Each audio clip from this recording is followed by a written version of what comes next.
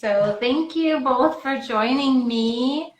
Hello, Awakened Creators who are watching live or watching this as a recording. Um, this is my first co-live that I feel like, I'm the host of. I did a co-live last week with Esther Joy from Good Vibes, and that was really fun. So I was like, I want to do this. I could do this. I can bring my friends on and we can chit chat and have a good time. So today's conversation is going to be all about productivity. And the reason that this is on my mind is because probably like you, I have a lot of creative projects and passions and things that I'm trying to juggle all at the same time. And whilst doing that, I think really battling against a lot of unhelpful programming with regards to what it means to be productive and setting goals and that kind of stuff. And how does that fit in and jive with flow and listening to my intuition about when to push and when to pull back. So I wanted to bring a couple of beautiful people onto this and join in this conversation. Hi. To get some insight. I know I'm not alone in all of this. So, um, and I believe Tracy, I think it was you that a few weeks ago reached out regarding one of the Bob Ross lives and said that one of your struggles is having too many projects going on at once. Do you want to talk to that a little bit more? So I feel like a lot of people, they get stuck in this rut where they want to escape too many projects because it's like, oh, these projects are dragging me down. Oh, work is dragging me down. I've got kind of a unique situation where I've got this huge spread of projects that I am very passionate about, every single one of them. And so it's learning how to balance all of these passions and then actually get moving on all of them without driving myself insane. So Right. So let me ask you, what's been working for you with regards to that, and what hasn't been working? Self-care has really been like the main focus for it. So just listening to my body, as weird as it sounds, it's like, cool, I'll be pushing, I'll be working. It's like, I'm focused. This is great. I'm contacting. And then all of a sudden I feel it just drop. It's almost like it's just gone. Like, it's like, cool, I did everything that I could right now. It's not finished. I have to learn to just put it down, because if I keep pushing and if I keep working at it, it's not going to happen. And I can't worry about when I'll pick it up next, because if I do that, it just adds to anxiety on a project, and that just destroys it. You just have to be okay with letting it sit half done. It has to have its own little like space. It has to sit there. It has to stare you in the face every day, and you have to be okay with it staring you in the face every day. Right. So that once that feeling hits again, if it ever does, sometimes it doesn't, but if it does, you can jump back in and work on it some more. Okay. But how does that jive with like deadlines? Because It that's does. something that I struggle with. It doesn't.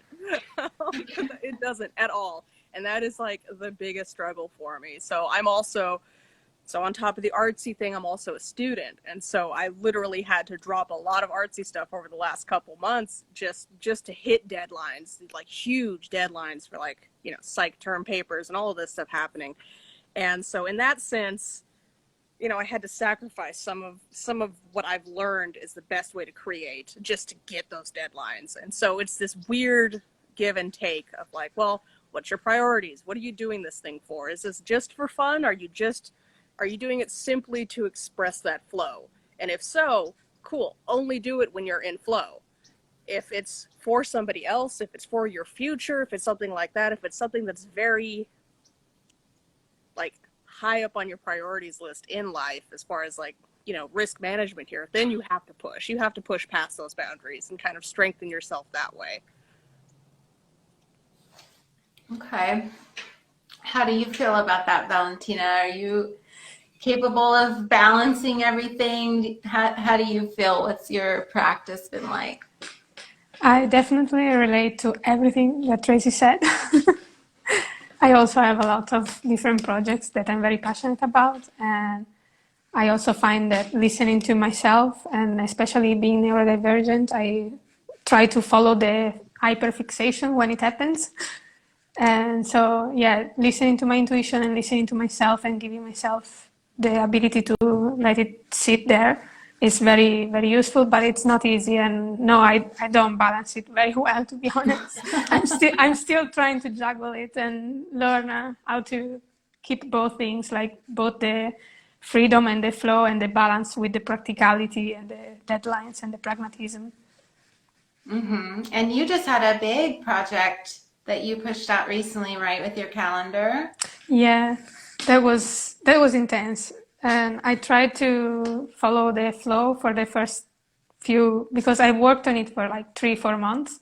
For the first 2.5 months, I tried to let the flow guide me, but then the deadline was approaching very fast, so I had to push, and the last month was very intense. but it was it's been rewarding, yeah. Yeah, that's beautiful. What was that last month like? Because I feel like a calendar project, like to me, artistically, I don't know if I could do it just because it's so much focus. Like, how was that Yeah, last push? that last push was like literally working until like midnight or 1 a.m. Yeah. Oh, So what are some of the ways that you find, and I'll pose this question to both of you, if you're getting to that point of burnout or you're getting to that point of exhaustion, what is kind of your go-to centering practice to sort of tone things back down and get yourself back into a place of peace and restoration? For me, I think allowing myself at least one full day of rest, even if it's not practical, but otherwise I would just burn out and then I would have to take like 1 week off. So it's giving myself at least one full day of rest, and meditation really helps a lot. And also dance parties with myself. yes. I love that. Yes. All for the dance parties. And I think you brought up something important just now too, that like, we can feel guilty for maybe taking that one day of rest, but like you said, if we don't, the backfiring on Yeah. that is like a week of just exhaustion. So it's like pick your poison. Go ahead and deal with the uncomfortableness of taking the one day of rest and maybe coming up against some feelings of guilt or whatever that perhaps just need to be cleared, Yeah. right? And that could be a good thing rather than pushing yourself way too hard and then just falling flat on your face and doing nothing for like 7 days. Yeah. What about you, Trace? So I do the fall flat on my face for 7 days technique. So normally when I feel like I'm hitting burnout, especially when there's deadlines involved with like big projects, so what happens is I tend to isolate and I lock myself in my little cave and I turn on really angry music and I just let that fire burn as bright as possible and I push and I push and I push. And then afterwards I'm collapsed. I'm done. I don't even want to look at my art supplies and I just isolate once again from anything artistic until I'm ready to look at it again. And so kind of polar opposite on that one, but that's what I've found kind of works when I'm hitting that last just like grind moment of just like, oh my God, I've been sitting and staring at this one still image for 3 months. And I just have this like 2-inch square left that I know is going to take me 6 hours to finish. It's I just turn on the music and go for it. I like To be that. fair, Go to be ahead. fair, I have done that with the calendar actually. That's what I was wondering. I was like, is there a better way? I don't know if there is or not. Well, I think the best way is going to be your way. You've got to really figure that out, but also, hey, Angel, but also be very honest with yourself about what's working and what's not working, right? Because if there is, and I know of people, and maybe you're one of them, that high and low, that just works for them. If it's not working and we're lying to ourselves, saying that it is working when it's not, that's where I think we run into problems. Mm-hmm. Mm-hmm. So there's a lot of honesty, I feel like, required when it comes to the productivity conversation because it's so personal. It's so individual, Yes. You brought up that word guilt, and that oof, like I want to just dive into that whole rest guilt, because that, Western culture mindset of produce, produce, produce, but never chill out Yeah. is so Capitalism. Exactly. Right. It's so counterintuitive to the creative method. It's very, at least from what I've found, it's the amount of professional artists that you've seen interviews with, that you've talked to, and all of that, even on small scale, like what I do, it's you run into it all the time. It's like, cool, I burn out because I'm pushed constantly, and it's like, well, it's not conducive. And then you hear a lot of people just being really super guilty about taking a day for themselves and not doing anything. And I think I struggled, I specifically focused on this guilt for years. It took me years to finally have any breakthroughs on sitting on the couch for a day. It's and not beating myself up. Just be like, hey, I'm actually doing something here. It's not normal, as in the sense that I'm not at work. It's but I am doing something for the work also. It's still part of it. It's part of the cycle. It's just accepting that part of it and being like, no, this is an important part. It is important that I am sitting here on the couch with some tea. You're filling your cup. You're filling your cup, Yeah. and if you don't have a full cup, then what do you How have can you to pour? offer your art? Yeah, exactly. And I'm glad that you brought up, our kind of society and the institution of capitalism and the things that it has taught us that are really go against nature. I mean, you're out there in the garden right now, Tracy. Do any of your plants seem stressed? Are they rushing to grow? Are they just kind of taking it moment by moment? I could go off on a whole garden rant right now, because it probably to some people with yards, they see this and they're like, what the hell, mow that. No. But no, what's behind me is called a cover crop, and so what that does, it helps the soil build when you're not growing fruit or vegetables or something like that. So there's just this constant flow of creation with this. So it's cool, they flower, the buckwheat's flowering behind me, they look like little snowballs. And then after that, that's the end of their life cycle. They go to seed. They're dormant for a while before they sprout again. And it's that in itself is reflective. It's natural cycles. Just like you said, creativity is part of that. Absolutely. Plants have rest cycles as well. Mm-hmm. Yeah. Especially going into winter, talk about dormancy. That is when everything goes inward.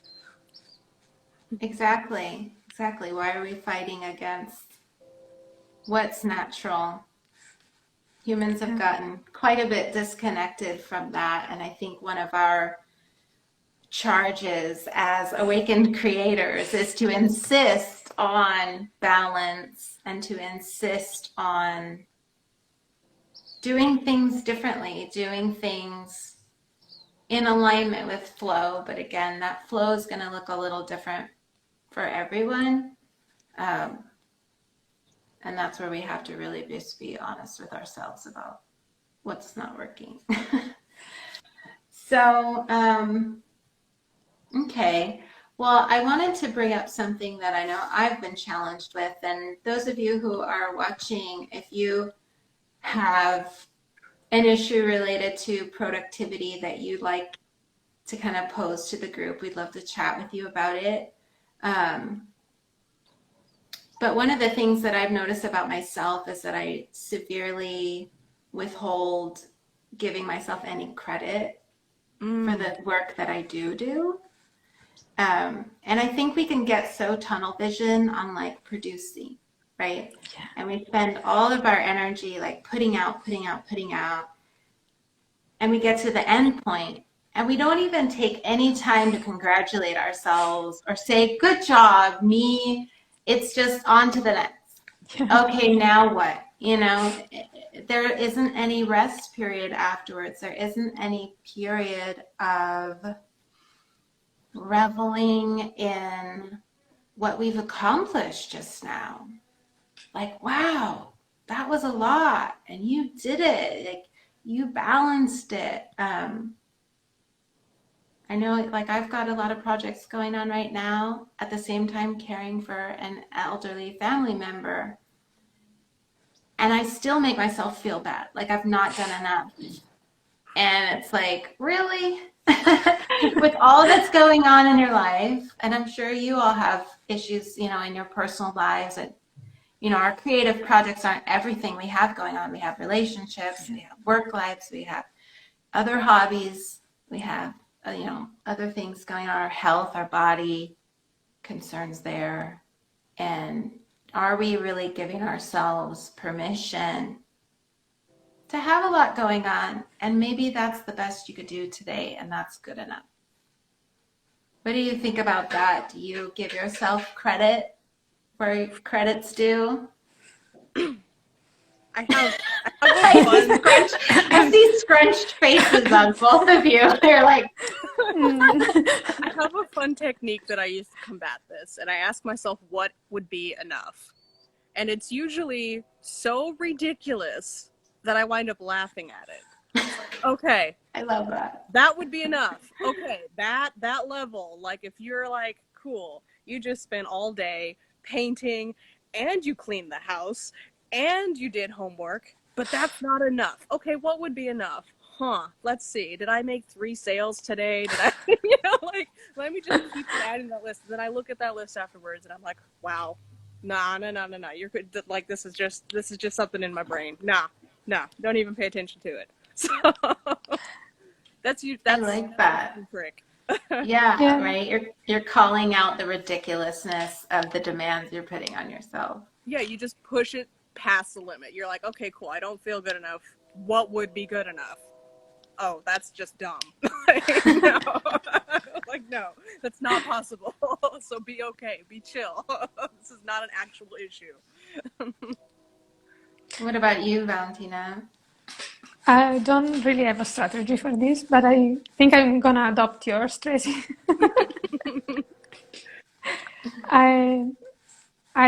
What I do is try to remind myself to be in the moment and be like, make it enough to be enjoying what I do. But it's not easy. It's a constant trying to remind myself to do this. I even got a tattoo that says "here and now" to remind myself. Yes. I love it. Yeah. Yeah, one of my strategies, which I haven't done in a while, but it's been revisiting me, is, you know, you get a planner, and the idea traditionally of a planner is to put in the things that you want to do, right? That you're supposed to do. Check off your to-do list. But my idea and what has helped me in the past has been to use it almost as an accomplishments journal. And instead of writing what I need to do, I write down what I did do.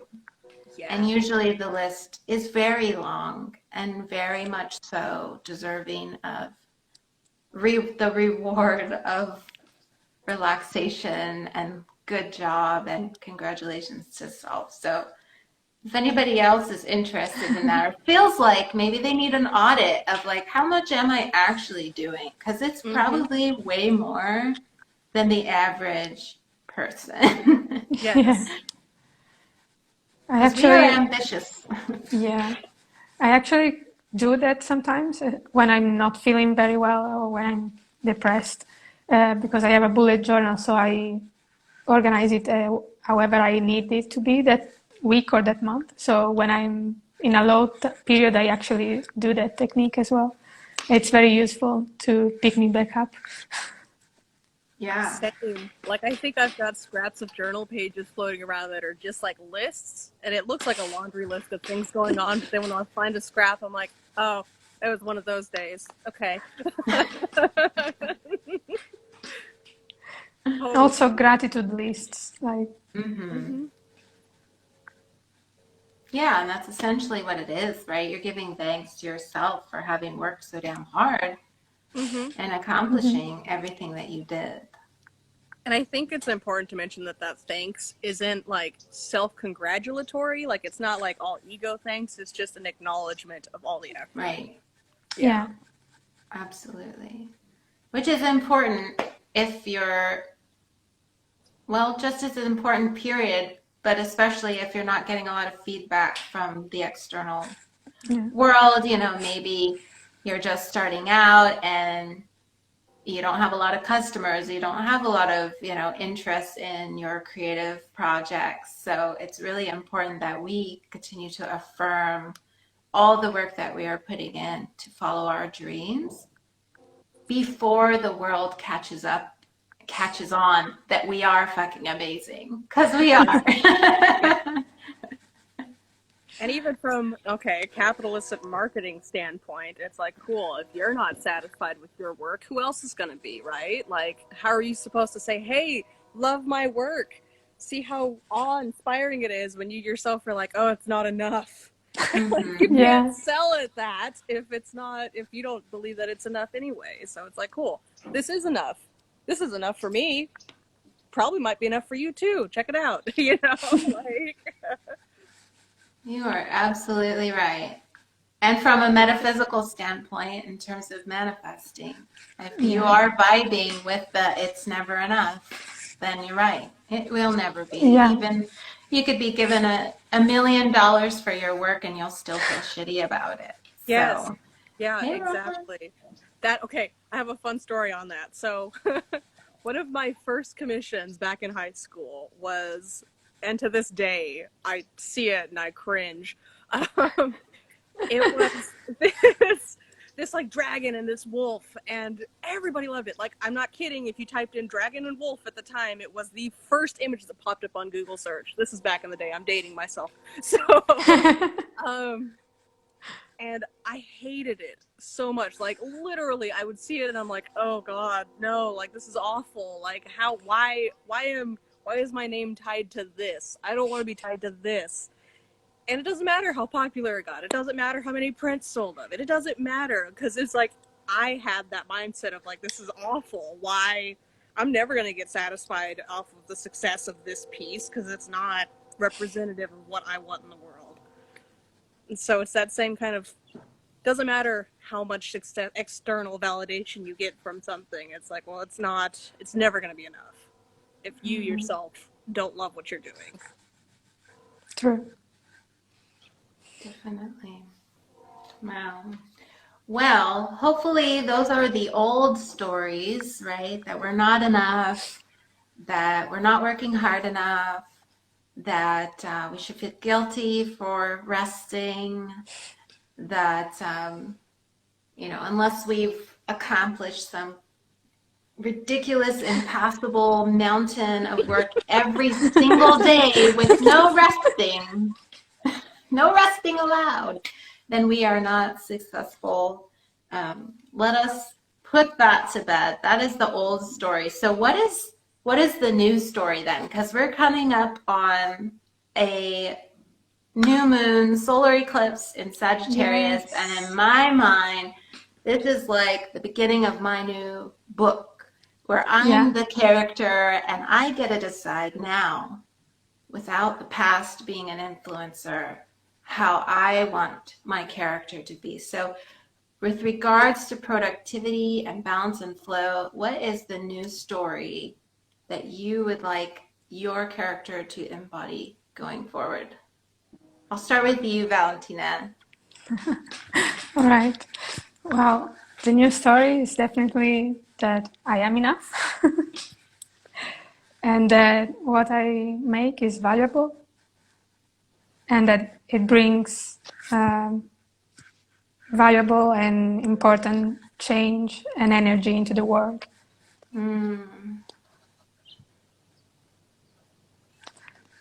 And this eclipse is specifically very poignant for this because it's the last of the cycle on the Sagittarius and Gemini axis that it's been going on for almost 2 years, and it revolves all around freedom and balance between freedom and practicality and personal freedom, collective freedom, boundaries, and adventure and knowledge. So it's really all coming together, and it is the last chapter that closes this cycle and opens us up to the new phase where we need to figure out what we want to bring with us, what values really drive us, and what old, outdated, limiting beliefs we can let go and get ourselves free of.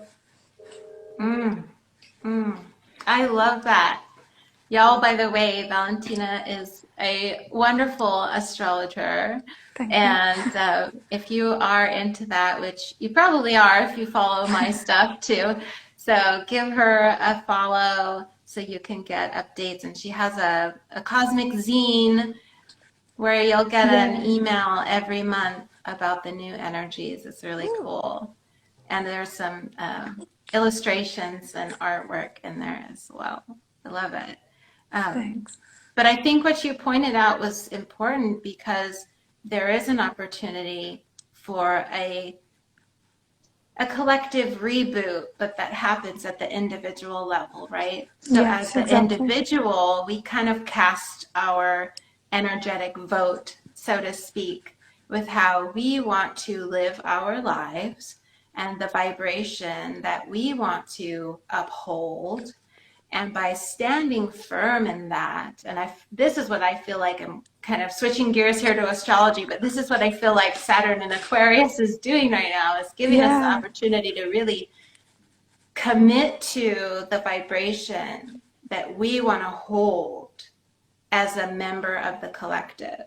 And then as each individual does that, the collective itself shifts. Definitely. Right? So. And it's also really activated right now because it's in sextile to the eclipse. So it's really the moment to figure out This what is we the really want to bring time. with us. Yes. Yes. So Tracy, what are you casting your vote on? How's the news story for you? So I've had one word on my little vision board, weekly calendar thingy-mabob in my studio, and it's streamline.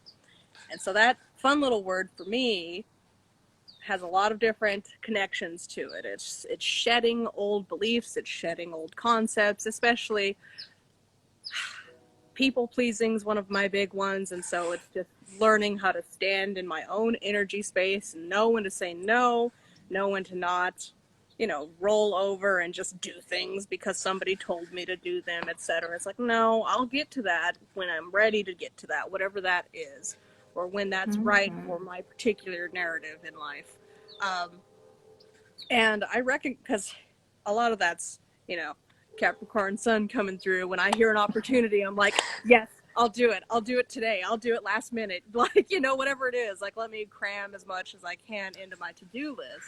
So a lot of that for me is just like, nope, I don't have time for that. As cool as that would be, that opportunity, whatever that is, it's like, no, that's not high on my priorities list right now. So it's just recognizing all my priorities. And then once again, by doing that shedding and just being able to say no and just not doing the people pleasing thing and just being okay with what I've got going is enough. um, that's the plan. That's the battle plan moving forward. It's like, cool. That is enough. That's perfectly fine for this little life that I'm living. Excuse me, B. Beautiful. Yeah. Beautiful, beautiful. Yeah, I would definitely agree that one of the things that I'm working on in my news story is really seeing myself as being enough. I'm doing enough. I am enough. And not needing to prove myself so hard but really leaning into, you know what, I get to just be myself, and that gets to be enough. I get to be, here with Awakened Creators. I get to talk to the people who I want to talk to, and that's enough. Like, that's good enough. Yes. So that's what I'm hoping to call in with this new story as well.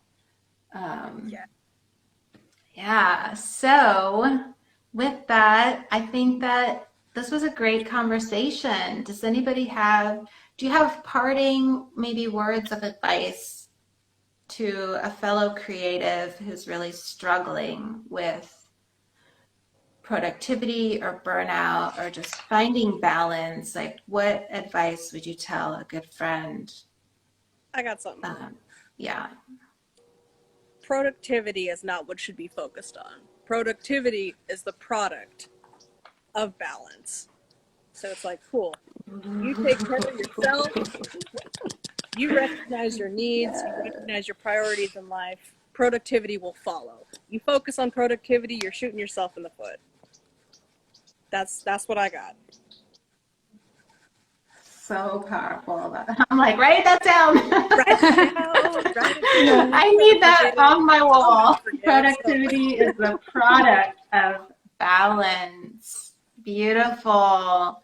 Valentina, what piece of advice do you have? Building upon this beautiful piece of advice, I just want to say that to let go of control, because the more you try to control and resist to what it is, the more stress you're going to create for yourself, and the more it's going to be difficult to do what you want to do, and just allow things to happen as they unfold, as they naturally would. Mm-hmm. Mm-hmm. Move with the cycle. Non-resistance. Right? Yeah. That's beautiful. All right. Well, yeah, this was an amazing conversation, and I think really helpful for a lot of folks who are trying to detach from that old paradigm and really set a new precedent for themselves as they advance on their creative journey. And if you're watching this and you're struggling, I hope that you got some great insight today and that you enjoyed our chat and will join us next time. And if you want more advice on creative flow, I do have a course called The Cycle of Creative Flow where I talk about the elements that go into a creative flow cycle and how to get yourself out of a rut at any phase of that cycle. So if you're interested, you can check it out at the link in my bio. Otherwise, Valentina and Tracy, thank you so much for agreeing to come on and to chit chat with me. This was great. I'm really glad that you were both available to do this, and you are beautiful and wonderful, and I'm so blessed to know you and to have you in my life. And I love you very, very much. Thank you for inviting us. I'm so honored and blessed.